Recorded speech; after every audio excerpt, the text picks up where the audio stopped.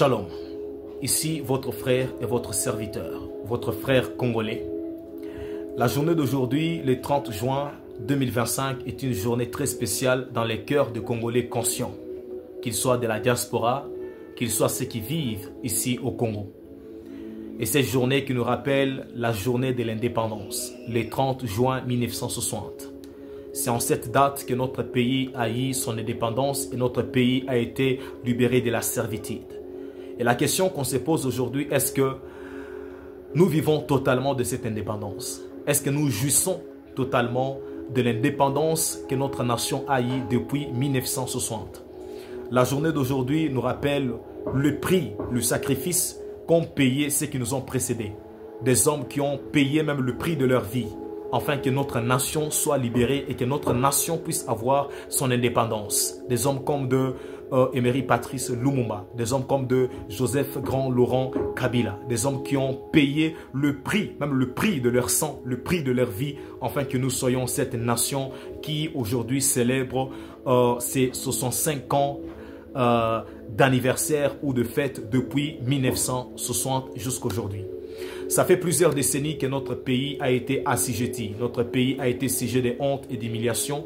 Et notre pays a été sous l'esclavagisme depuis plusieurs années. Et après justement l'indépendance, après 1960, il y a eu une sorte aussi de colonisation qui a commencé. Et jusqu'à aujourd'hui qui a persisté. Nous bénissons le Seigneur parce qu'il y a 2 ou 3 jours que les deux nations ont eu à signer les accords. La RDC et le Rwanda, les accords de paix. Mais est-ce que cet accord va résoudre tous les problèmes? Est-ce que cet accord aujourd'hui va supprimer et va adoucir la douleur qu'on a dans nos cœurs de voir combien de nos frères, combien de nos mères, combien de nos sœurs, combien de nos cousines, de nos épouses ont été tuées à l'est de notre pays? Est-ce qu'aujourd'hui cet accord peut changer quelque chose dans notre vie? Mais nous bénissons le Seigneur parce que c'est un premier pas. Et nous bénissons la vie de notre président actuel, le président Félix Antoine Tshisekedi.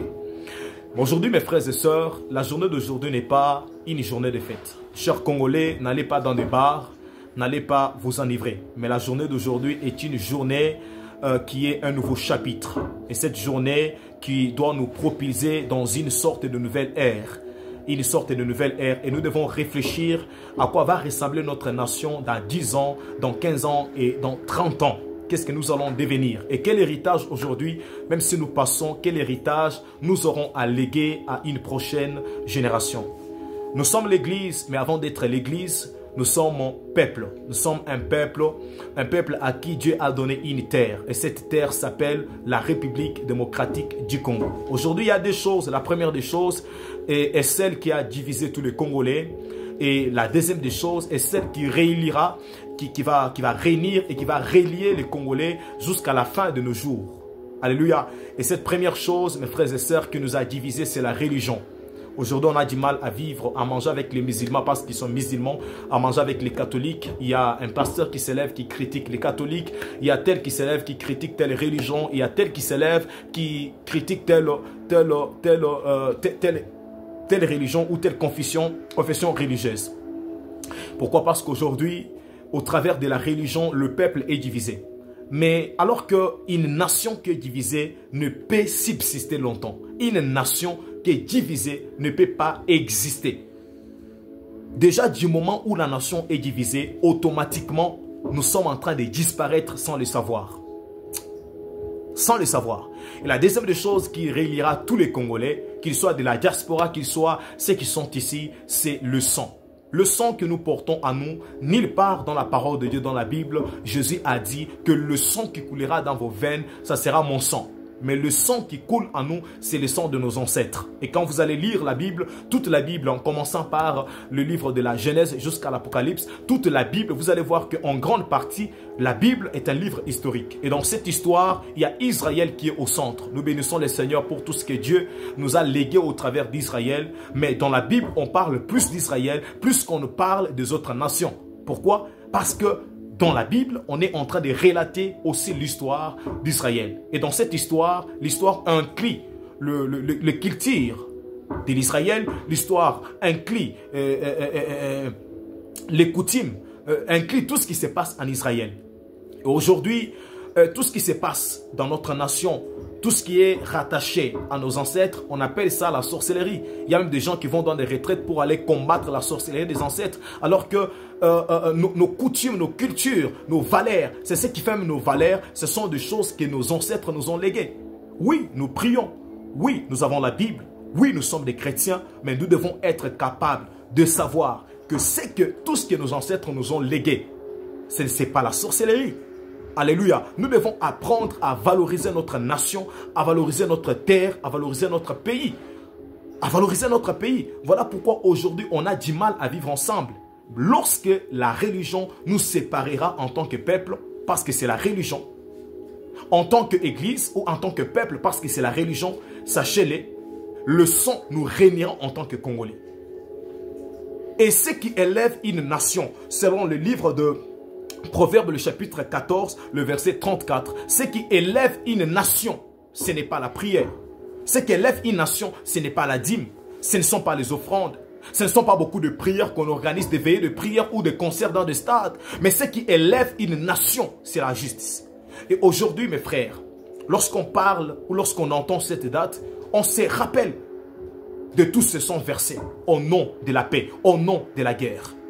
Et une nouvelle ère s'ouvre à nous. Et nous devons être conscients. Dans cette journée, nous asseoir et nous poser des bonnes questions. Qu'est-ce que nous allons devenir dans 50 ans et qu'est-ce que nous allons devenir dans 20 ans? Alléluia. Et nous prions dans cette date que Dieu élève pas seulement les hommes politiques, mais que Dieu élève les hommes d'État. Les hommes qui sont capables de travailler pour la nation. Parce que les hommes politiques travaillent et se préparent pour les prochaines élections. Oui, mais les hommes d'État et préparent les prochaines générations. Que Dieu élève dans cette nation des hommes qui en est, il y a la justice. Des hommes et des jeunes conscients. Alors que nous sommes ces pays richement bénis. Dans le sous-sol, nous sommes un pays béni avec de minéraux. Alors que nous sommes un pays parmi les pays pauvres du monde. Avec tout ce que le Seigneur nous a donné. Nous devons nous lever et nous devons être capables de nous battre pour la bonne cause. D'utiliser nos richesses, d'utiliser nos minéraux. S'il y a nos frères qui sont morts, qui ont payé le prix de leur propre sang, pour que ces pays aujourd'hui soient ce que nous sommes. S'il vous plaît, chère autorité, c'est un message que je vous lance. C'est un message vibrant. On a besoin des hommes qui travaillent pour la nation. Et non des hommes qui entrent dans la politique 1 mois, 2 mois seulement. Il a déjà des maisons ailleurs. Il a des villas ailleurs. Et aujourd'hui, il y a beaucoup de jeunes qui veulent faire la politique pour de l'argent. Parce qu'ils se disent, quand j'entre dans la politique, je vais entrer pour de l'argent. Où sont les politiciens qui sont capables de dire, moi, je ne prendrai pas les salaires? Les salaires que vous auriez dit me payer, donnez-moi ces salaires, je vais construire des chemins, je vais construire des avenues, je vais construire des riz, je vais construire des hôpitaux, je vais construire des orphelinats. Je vais prendre cet argent et le mettre au profit de la population. Cher peuple, nous devons nous lever et bâtir notre nation. Un pays n'est pas bâti par seulement le président de la République, mais un pays, c'est une nation qui bâtit sa propre nation. Une nation n'est pas bâtie sur de prières. Mais nous devons être capables, même dans des églises, sortir des hommes politiques, des hommes qui peuvent faire la politique, des hommes qui peuvent travailler pour la nation. Pas seulement des hommes qui sont là dans des églises, shikabababa. Non, on a aussi besoin des hommes qui peuvent prendre leur intelligence, prendre leur savoir, le mettre au profit de leur propre nation. Des hommes capables de transformer notre nation au point où on n'aura pas envie d'envier l'Europe, d'envier les États-Unis, d'envier notre nation. Aujourd'hui, nos frères sont chassés. Aujourd'hui, nos frères sont maltraités. Les autres sont arrêtés, jetés dans des prisons ailleurs. Pourquoi? Au nom du fait qu'il y a nos frères qui traversent des océans pour aller en Europe, aller chercher la vie.